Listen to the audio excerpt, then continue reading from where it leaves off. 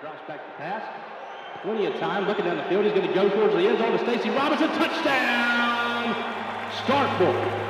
What a strike. And Robinson. Finish strong. Finish strong.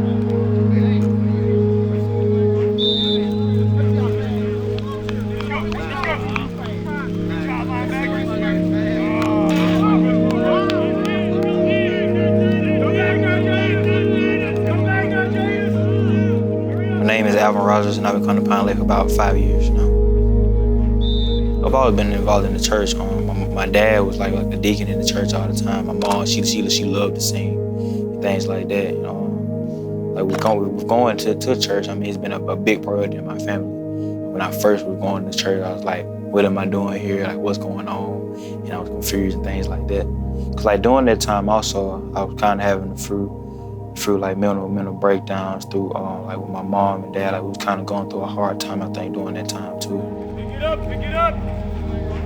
I want to say 2 or 3 years ago at Passion Camp, Pastor Louis Gigolo was preaching. He was just saying that like something about like all your sins like be forgiven and like you ain't gotta feel so bad no more. And I mean, it just kind of just poured down into me that night that like I really do need to change my life and the way I do things. He has truly forgiven us and washed the slate clean, that he's gonna come through for us, that he has a plan for us and he wants to use us. He told us all to like stand. And I mean, at first I was like really scared of standing because I don't know who would think that I would stand out of all people. But I took the courage and I knew right then that I just heard God just coming and talking to me like, come on and stand. I'm here, I'm ready to take you in. And so when I stood, I mean, I just felt like overwhelmed, and I just was ready to be a part of Christ.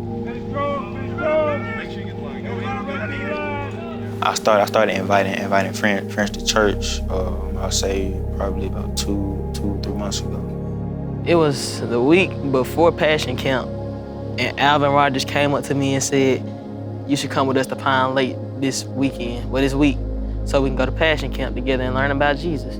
I was talking to the guys. They was like, man, you know, you should come to Passion Camp. And I was like, Passion Camp? Well, I really was just going for the beats.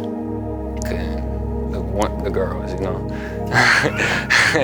Like a lot of them was like, man, I'm just going out here to have straight fun. Like it ain't even about what you talking about. I didn't know like the worship would be that strong, and then the word would come together all at the end of the day. At Passion Camp, I started to open up to God and wanting more. I felt like everything he said, it was aimed towards me, like it was meant for me. Talking about he is the bread of life. One of the pastors was talking about it, and I really got into that. Once I got to the point where I reconnected with God, I finally felt free for the first time in a long time. When I was forgiven, I just changed. It's been good since. I talk to God on a regular basis now, you know, before I go to sleep, and in the mornings when I wake up. I think I'm going into a deeper walk with God because I've been going to church every Sunday, been learning the Lord, reading on my own, doing L3 and student ministry. I no longer feel like I'm by myself in anything. Everything's been wonderful. Everything. I've seen some kids come back different. I've seen some kids come back who still kind of straddling that line, but they're a little bit closer to where they need to be. It's still a work in progress, but a good amount came back, you know, with different attitude, you know, so I think it was good.